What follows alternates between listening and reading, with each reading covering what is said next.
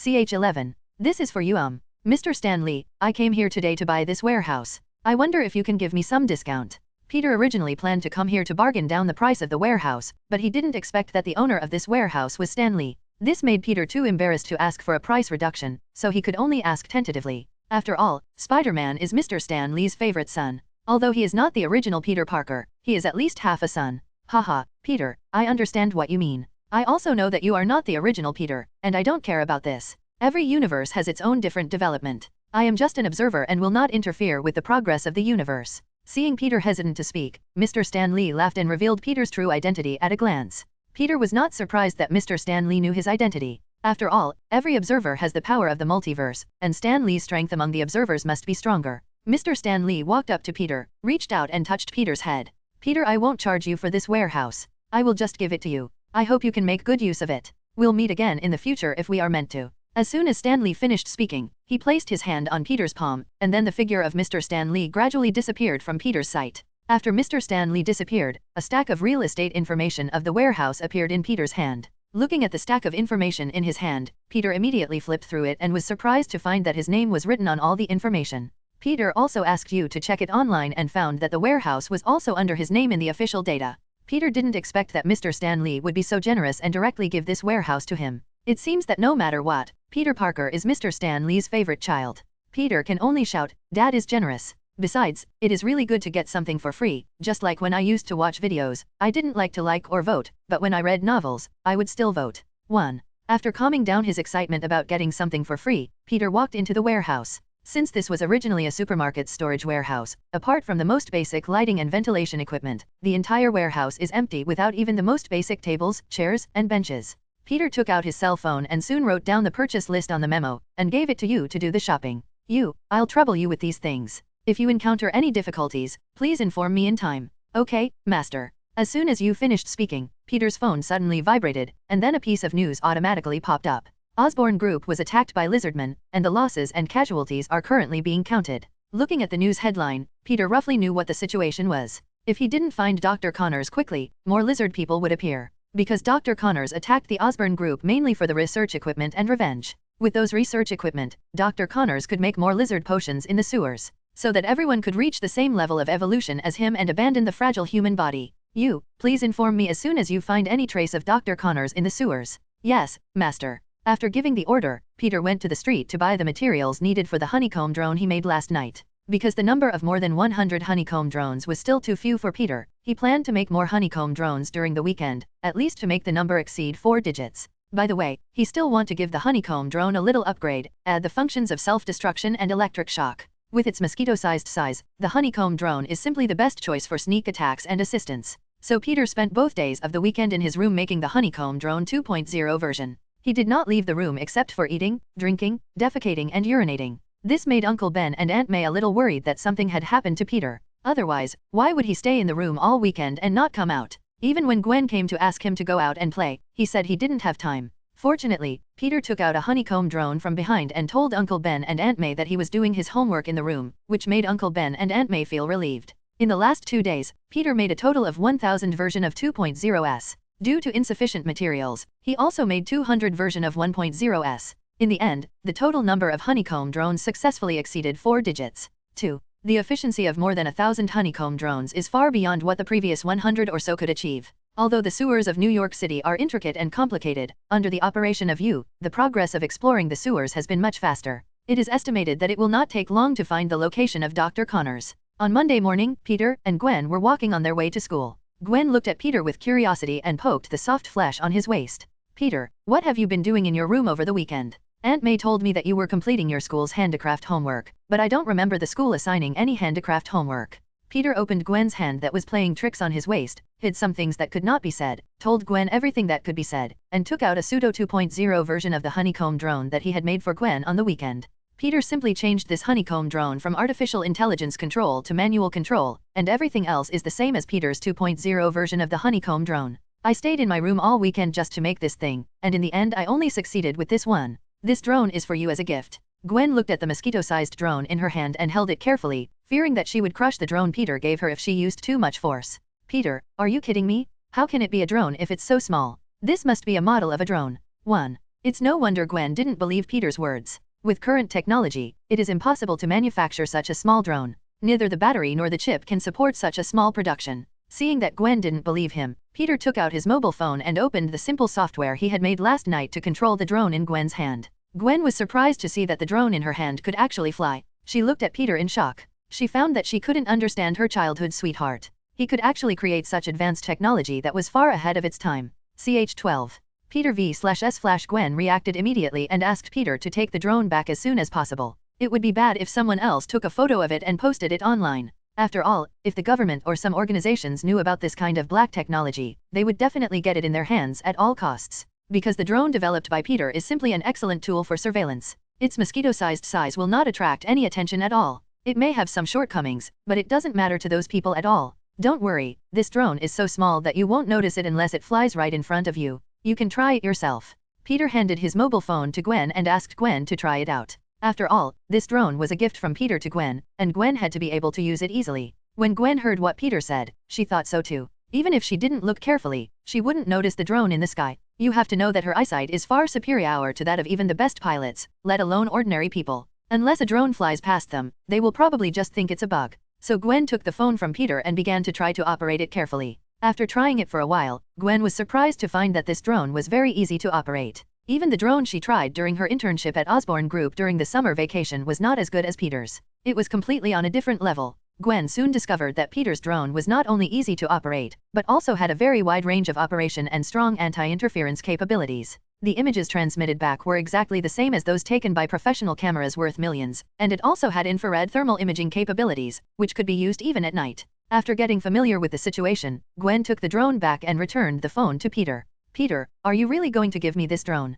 This drone is so valuable. If you give it to Stark Group, you will definitely get a lot of money. You may even be hired by Stark Group. Gwen, I told you that I would give you this drone, so just take it and feel free. Peter took Gwen's hand that was holding the drone, put the drone in Gwen's pocket, and sent the drone operating app from his mobile phone to Gwen. If Peter didn't want Gwen to know his identity yet, he would have told Gwen about you and told her to just tell her if she needed to use the drone. Then I'll accept it. Thank you, Peter. Seeing Peter say that, Gwen accepted the drone and thanked Peter. On the way, Peter kept introducing information about drones to Gwen, and this continued all the way to the school gate. When they arrived at the school gate, the smiles of the two who were originally very happy suddenly disappeared. It was not because they had arrived at the school, but because Flash and his two friends were standing at the school gate. Gwen gently pulled Peter's sleeve and whispered, Peter, Flash and the other two are probably here to cause trouble for you. You stay behind me. They won't dare to mess around with me here. Gwen, thank you for your kindness. I just happen to have something I want to talk to Flash about. Peter gave Gwen a reassuring look, and under Gwen's worried gaze, he took the initiative to walk towards the three men at the school gate. Looking at Peter's back, Gwen made up her mind that if Peter was beaten by the Flash, she would save Peter even if it revealed that her strength was far beyond that of an ordinary person. A man behind Flash pointed at Peter who was walking towards them and shouted, Flash, it's that Peter Parker kid, he's coming towards us. I'm not blind, I can see it. Flash glared at the man who had just shouted behind him, and rubbed his ears which were a little painful from the shouting. Then Flash looked at Peter fiercely, clenched his fists and made a crackling sound like frying beans, and slowly walked towards Peter with his two men. 1. The students passing by avoided Flash and his two companions. In the entire Midtown High School, everyone knew about Flash, the school bully, and it was best not to provoke him. At the same time, everyone was guessing which unlucky guy was targeted by the Flash. It seemed that there would be some fun to watch soon. Some students who liked to watch the fun stopped to watch Flash hitting people. Peter looked at Flash who was walking towards him without any panic on his face. Instead, he looked at Flash with a strange smile. Flash, long time no see. It looks like you were doing well in the hospital. Looking at Peter's weird smile, Flash felt a little uneasy for some reason, and he suddenly shuddered, as if something bad was going to happen. Flash shook his head, thinking that he might be imagining things. How could Peter, in his condition, beat him? It must be his imagination. Peter Parker didn't expect you to not run away when you saw me. Are you still going to hide behind Gwen like a coward like before? It's not like there were few people after school before. There are a lot of people here now. If Peter really hides behind Gwen, the news that Peter is a coward will spread throughout the high school in just one morning. It can be said that this is an open conspiracy. Peter naturally knew what Flash was thinking. Even if Flash didn't come to trouble him, Peter would find an opportunity to trouble Flash. Of course not. Today I will teach you that the power of the strong is not used to bully the weak. After today, I will make sure you don't dare to be a school bully anymore. Damn Peter Parker, I hope your mouth will be as fast as it is now. Flash gritted his teeth and clenched his fists and said viciously. Just when Flash was about to rush up to fight with Peter, his clothes were suddenly grabbed by the man behind him. The man who grabbed Flash's clothes winked at him, telling him to remember to let Peter lift up his clothes first, to avoid the same situation as last time from happening again. He reacted quickly after receiving the reminder from his friend. He almost forgot about it.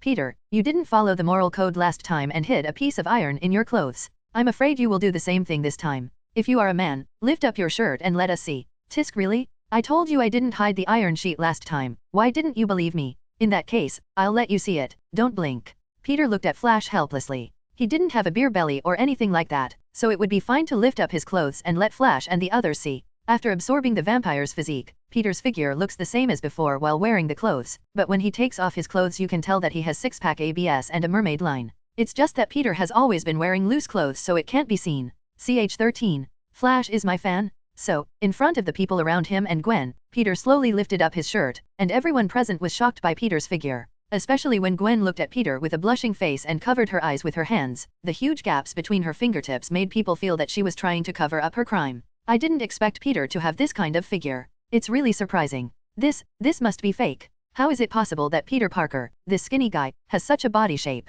1. Flash looked at Peter's body shape, which was even more exaggerated than his own, and actually felt a little bit of retreat in his heart. But the next second Flash shook his head. He was just an ordinary Peter. This kind of body must have been obtained by eating protein powder in the gym. It just looked good. If they really fought, Peter would definitely not be his opponent. Flash turned around and saw that his friends also showed signs of retreat. He knew that if he dragged on, he would definitely lose before the battle even started. So, he shouted to his two friends, "Don't just stand there, the three of us will attack together." As soon as he finished speaking, Flash swung his fist towards Peter's face. If this punch hit Peter, his face would definitely be disfigured. Flash thought. After Flash's two friends came to their senses, they followed Flash's steps and attacked Peter. The attacks of these three people were full of loopholes in Peter's eyes. He dodged the attacks with a slight move of his feet, and swung his hands to hit the abdomen of Flash's two friends, knocking them 2 or 3 meters away. The two who were knocked away covered their abdomens in pain, feeling as if they had just been hit by a huge truck. Looking at the two who were knocked away by Peter, Flash swallowed his saliva.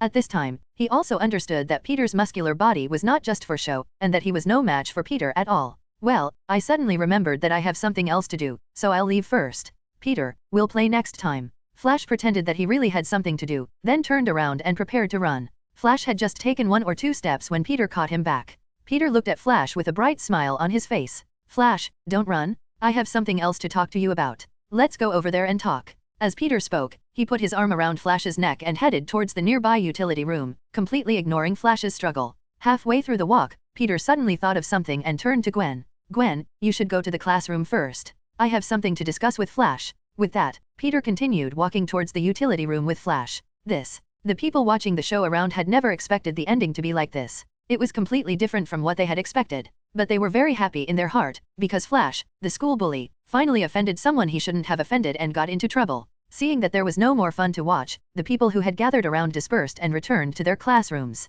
Gwen looked at the closed door of the utility room, hoping that Peter would be careful. If he went too far, his parents would definitely be called in. She believed that Peter would not want Aunt May to be called to school. At that time, Flash was sitting on the ground in the utility room, looking at Peter with fear on his face. He kept moving backwards, until he reached the wall where he had nowhere to retreat, and then he stopped helplessly. Flash covered his anus with both hands, looked at Peter in horror and said loudly, "Peter, I admit that I was wrong to bully you before, but my sexual orientation is still very normal. I am not a gay. Please forgive me. I will never bully other students again." Snap.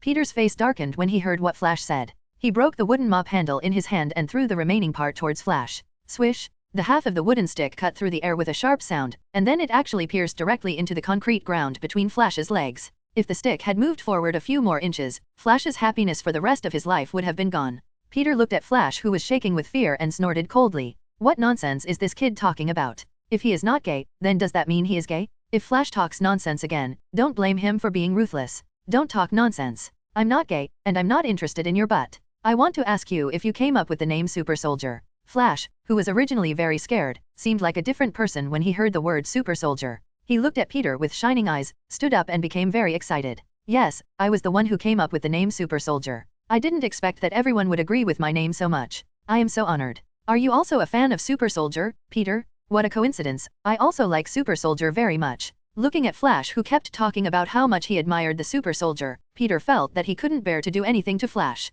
Because this guy turned out to be his crazy fan. Even though he had a terrible ability to come up with names, he was still his fan after all. Besides, he should be able to provide him with a lot of scientific points. So Flash was lucky and he would let him off this time. Okay, calm down. Since you're a fan of the super soldier, I'll let you go this time. Since you admire the super soldier, you should not bully the weak. You should protect those who are weaker than you like he does. Having power is not for destruction, but for protection. Only such power is meaningful. After he finished speaking, Peter ignored Flash and left the utility room. After leaving the utility room, Peter looked up at the sky and felt that this world was too magical. The school bully who wanted to bully him turned out to be his crazy fan. Even a novel would not dare to write like this. In the utility room, after Peter left, Flash sat on the ground in a daze, repeating in his mind what Peter said before he left. A few minutes later, Flash's originally scattered eyes focused again. If someone were here, they would feel that Flash seemed like a different person, and his whole aura had changed. Flash took out his phone and looked at the super soldier photo that was his wallpaper and said with a firm look in his eyes,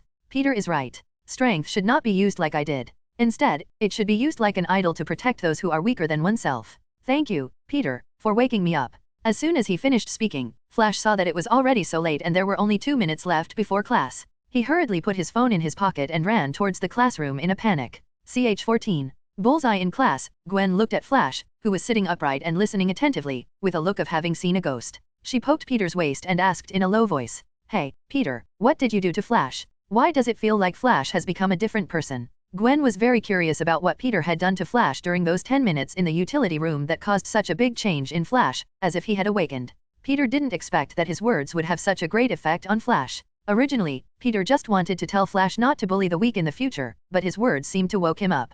Peter shrugged and said, maybe he was inspired by what I said. Ha, 1. When Gwen heard Peter's words, she showed a look of surprise. She didn't expect that Flash would become like this because of Peter's words. This was a bit too outrageous. Gwen was not the only one who suddenly became curious about the changes in Flash. Other students in the class and the teacher who was teaching the class were also curious about the changes in Flash. Since Gwen was the only one in the class who had a good relationship with Peter, the other students had no connection with him. Although they were curious about the changes in Flash, they did not dare to ask Peter. After all, they heard from others that Flash and his 2 friends were no match for Peter, and that Flash was taken into the utility room alone by Peter. Who knows if Peter will beat them up if they ask him? Unlike these students, the teacher nodded with satisfaction when he saw that Flash was sitting upright and listening to the class. He thought that Flash had finally realized the importance of learning. Although it was a little late, there was still hope for the future as long as he worked hard. He even took the initiative to praise Flash by name, encouraging everyone to learn from him, and told Flash that if he had any questions, he could come to his office after class to ask him, and he would be happy to answer Flash's questions. After the first class, Flash came to Peter's desk, and under everyone's questioning gaze, Flash actually saluted Peter. Even Peter was confused by Flash's salute. He looked at Flash in confusion, not understanding what Flash was planning to do. Flash didn't look afraid of him before, so why did he come to him now? Flash didn't pay attention to the looks of the people around him and his 2 friends. He looked at Peter gratefully. Peter, thank you for what you said to me before. It's you who made me wake up. I think you are also a fan of Super Soldier like me. Let's work hard together to learn from Super Soldier. After saying that, Flash gave Peter a thumbs up and returned to his seat. After Flash left, Gwen gently kicked Peter. When did you become a fan of Super Soldier? Didn't you tell me a few days ago that you liked Ghost Spider? Are you so fickle? Peter didn't know why, but even though Gwen spoke in a normal tone, Peter could sense Gwen's dissatisfaction and hurriedly explained. No, I've always liked Ghost Spider. I just saw that Flash liked Super Soldier, so I said something to him in the name of Super Soldier's fan. After hearing Peter's explanation, Gwen nodded in satisfaction and turned away. 1. Peter looked at Gwen and smiled helplessly. He himself was the Super Soldier, so how could he become his fan? He wondered what Gwen's expression would be when she found out that he is the Super Soldier. At night, on a rooftop in Hell's Kitchen, Peter was wearing the pilot armor, holding an orange double-headed, single-edged, hypersonic alpha battle blade in his hand. 20 Hive drones were hovering around Peter. You start to take over the surveillance of Hell's Kitchen. Send the Hive drones to the blind spots of surveillance. If you find any gang transactions, notify me immediately. Order received. Following Peter's order, the honeycomb drone hovering beside him immediately flew out in all directions and disappeared into the night in the blink of an eye. Since Peter has his own warehouse, he wants to buy a lot of equipment. The warehouse also needs to be renovated. He also needs to make an automatic production line for honeycomb drones, and buy hardware for you to increase her computing power. Thinking of this, Peter felt that he was very short of money, so he decided not to take care of ordinary little things and would only deal with gangs in the future. This is the fastest, most reasonable, and legal way Peter can think of to make money. As for the ideas of those gangs, they are not within his consideration. Besides, what he is doing is robbing the rich to help the poor. It is very reasonable to rob the gangsters of their wealth and help your own poverty. If those gangsters knew that Peter was using them as ATMs, they would definitely feel very aggrieved and think, is it because they are bad guys that no one cares about their feelings? You have to know that their money doesn't come from the wind, it is earned penny by penny with great effort. Master, I discovered a gangster trading arms, and the location has been marked for you. Peter stood on the rooftop and enjoyed the evening breeze for more than 10 minutes when Yu's voice finally rang in his ears. If Yu hasn't found any gangster deals yet, Peter would suspect that he and Gwen have been too ruthless recently, causing the gangsters in Hell's Kitchen to become scared, so he plans to give himself a vacation for a while. Thank you for your hard work, Yu. Please continue to help me find other gangs deals. I hope to open a few more orders tonight. It's just right for me to buy some hardware for you to build a server and help you improve your computing power. Okay, Master. He don't know if it was his illusion, but he actually heard a hint of excitement in Yu's words. You know, emotions are something only intelligent life has, and Yu is just an artificial intelligence. How could she have such a thing as emotions? But then Peter didn't care about this matter anymore. Even if Yu really evolved into an intelligent life, as long as she didn't betray him, it would be more beneficial than harmful to him. Following Yu's guidance, Peter quickly found the two gangs that were trading arms. After a quick observation on the roof, he discovered that the identity of one of the gangs didn't seem simple, because there was a man with a bullseye tattooed on his forehead in that gang, which reminded Peter of Kingpin's subordinate Bullseye. However, he cannot be sure that the man is Bullseye based on just one tattoo. Maybe he just happened to have the same tattoo or he is a fan of Bullseye, but whether that person is Bullseye or not has no effect on Peter. Even if Kingpin comes, he will fight him anyway. Ch 15. Kingpin. At that time, the two groups of people below did not know that someone had been targeting them, and they were still conducting transactions as before. The man with a bullseye tattoo on his forehead stood in the front, playing with a metal playing card in his hand. He looked at the group of Viper gang members in front of him with cold eyes and said coldly, "Did you bring the money? If you don't have one, Franklin will pay with a head." Seeing that group of people dared to look down on themselves and others like that, if they were not Kingpin's men and controlled the arms channels in New York City, they would not have come to trade so humbly. The leader of the Viper gang forced a smile on his face and waved to his men behind him. "Master Bullseye, rest assured. We will never dare to shortchange Master Kingpin. I wonder if the weapons we want are 1. While the leader of the Viper gang was speaking, 4 men came out from behind him, each holding a silver briefcase. They opened the briefcases and showed the US dollars filled inside to the people on the opposite side. Bullseye took a look at the 4 suitcases with a satisfied expression on his face. After confirming that the money was roughly the same, he winked at his men behind him and asked them to pull out the arms to show the customers. Receiving the Bullseye's look, the men behind him immediately started to act. After a while, the rear end of a van drove back towards them. The tailgate of the van was open, and the entire trunk was filled with boxes of army green ammunition. Bullseye pointed at the van behind him and looked at the leader of the Viper gang with a smirk on his face. "Everything you want is here. Do you want to check it out?" "No need. We naturally trust Lord Kingpin very much. Master Bullseye, please accept the payment." The leader of the Viper gang immediately shook his head and told his men to quickly hand over the payment to Bullseye and the others. For some reason, he always felt that the Bullseye was glancing at his neck from time to time, making his neck feel cold, so he wanted to complete the transaction quickly and leave.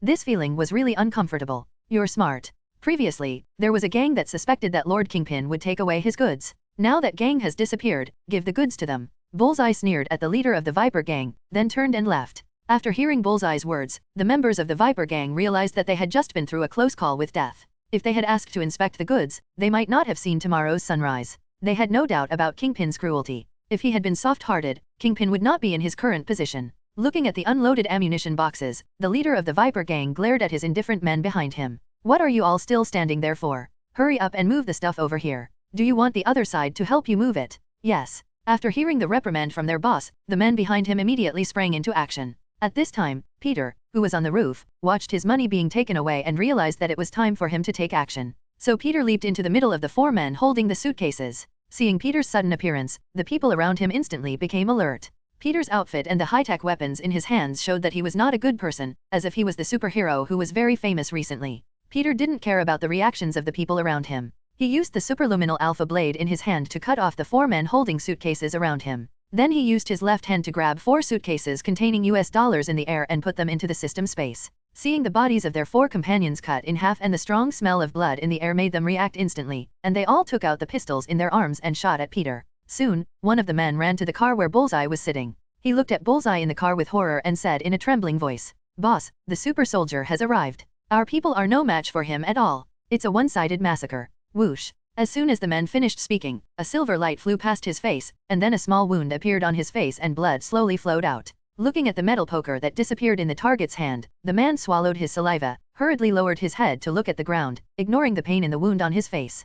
"Humph, you're such a loser that you can't even handle such a small matter." Bullseye, who was originally sitting with his legs crossed, opened the car door and got out. He looked at the man who was lowering his head in front of him and snorted coldly, then kicked the annoying guy away. Then Bullseye ran towards Peter, secretly cursing him, man who got beaten by Super Soldier in his heart for being useless. So many people with guns couldn't even take care of one person. They really used money to support a bunch of useless people. However, when he arrived at the scene, Bullseye was stunned. He saw Super Soldier covered in blood, the ground was littered with all kinds of broken limbs, and the air was filled with a strong smell of blood. It was like hell on earth. Bullseye looked Super Soldier, who was covered in blood and looked like a devil, and swallowed his saliva, muttering in a low voice, "Damn, can this kind of person be considered a superhero? Are those people blind? Compared to him, I look like a good person." Even Bullseye actually felt a rare feeling of fear in his heart. You know, he didn't feel fear even when facing Kingpin. This was the first time he felt fear in his life. Bullseye suppressed the fear in his heart, tightly grasped the 2 daggers in his hands and rushed towards Super Soldier. Just a few seconds after Bullseye ran, Peter looked around, then shot out a grappling hook from his wrist and hooked it onto the eaves. Under the traction of the grappling hook, the whole person flew directly onto the roof and disappeared from Bullseye's sight in the blink of an eye. He didn't expect that Super Soldier would ran away just when he arrived. This made Bullseye feel as if he had been tricked by him. He stood in a pool of blood and roared angrily to the sky. Damn it! On the top floor of Fisk Tower, Kingpin, who was as tall as a small mountain, placed his hands on the desk, looking expressionlessly at Bullseye standing straight in front of him. It was impossible to tell what Kingpin was thinking or what his mood was at the moment. Bullseye has been standing here for more than 10 minutes. Kingpin has been like this ever since Bullseye told him that Super Soldier killed dozens of men on his side and left with the money. This not only did not make Bullseye relax, but made him even more nervous, because he has followed Kingpin for so long and knows that right now Kingpin's behavior means that he is extremely angry. Boom! Suddenly, Kingpin clenched his fists tightly, raised them high and smashed them on the desk in front of him. In an instant, wood chips flew everywhere, and the valuable golden Nanmu desk was directly broken into 2 pieces by Kingpin.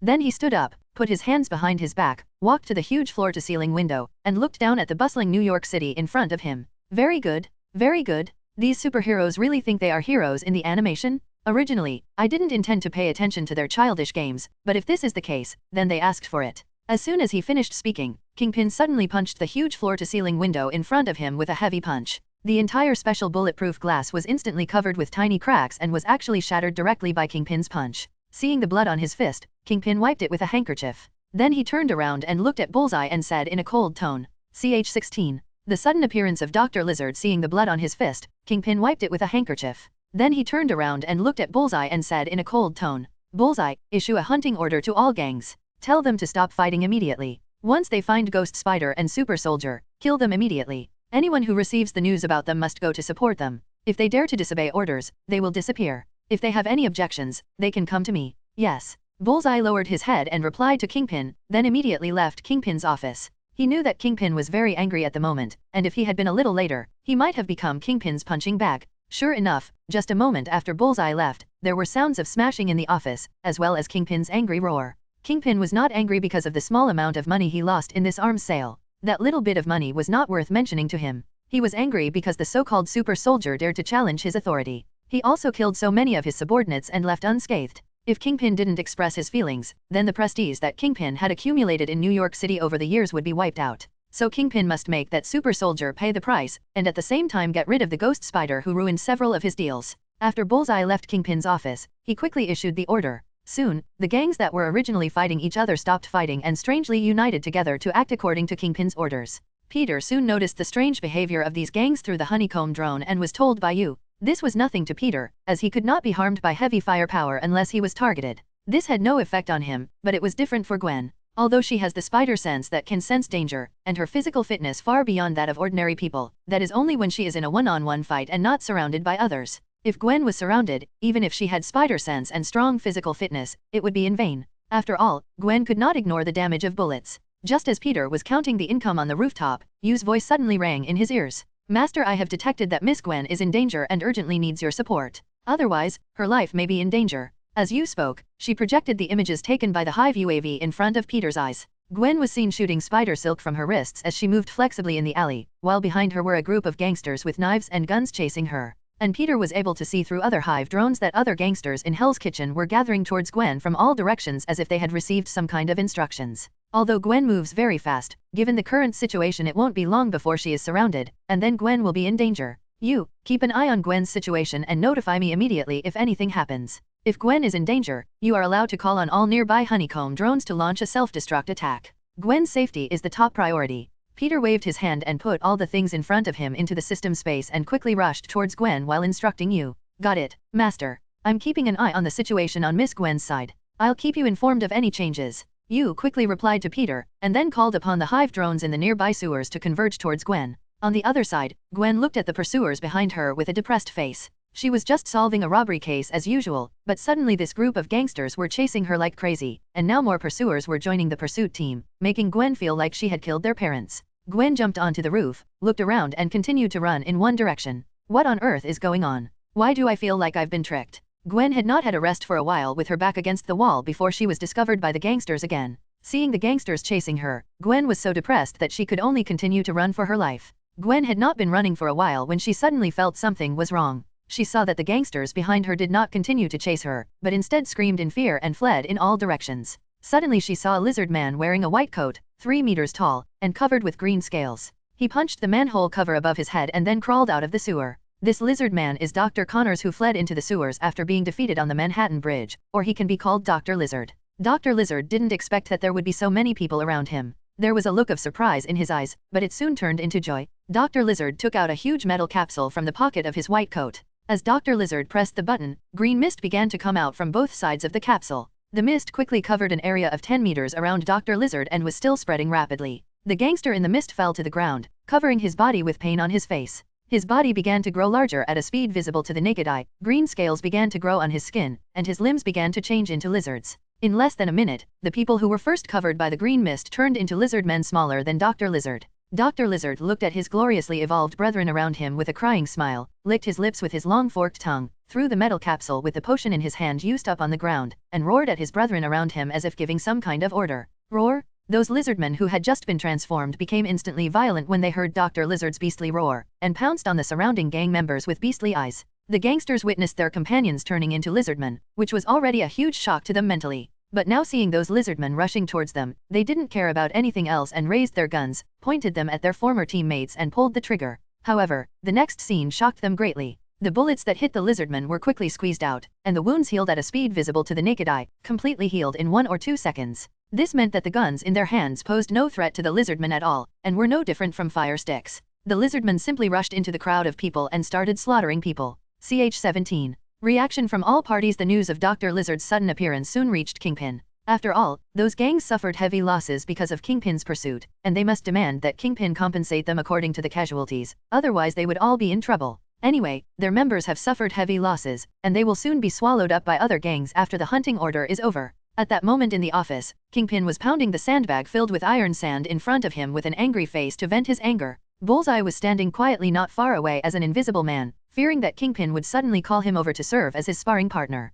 Although he would not die, he would have to lie in bed for a week, which was more painful for him than death. Bang! Although the sandbag was filled with iron sand, it still could not withstand Kingpin's destruction. Under Kingpin's last punch, the rope hanging the sandbag broke directly, and the sandbag flew out and hit the wall heavily, and the iron sand inside slowly flowed out from the hole. After venting his anger, Kingpin felt much better than before, but he was still very unhappy. He felt that he had never been so unlucky as today. First, dozens of his men were killed by Super Soldier, which dealt a great blow to his prestige. Now, when he was chasing the ghost spider, the former Dr. Lizard suddenly appeared and turned a group of gangsters into lizard people and killed many of them. Could it be that today is his unlucky day? Why does everything bad is happening today? Kingpin knew that anger would not solve the problem. After calming down, he looked at Bullseye. Tell those gangsters that I will compensate them. Tell them to ignore the ghost spider and Super Soldier and stay in their own territory to save their lives. Tell everyone not to provoke those lizardmen. Let the government handle those lizardmen. After all, I pay so much tax every year, it's time for them to do something.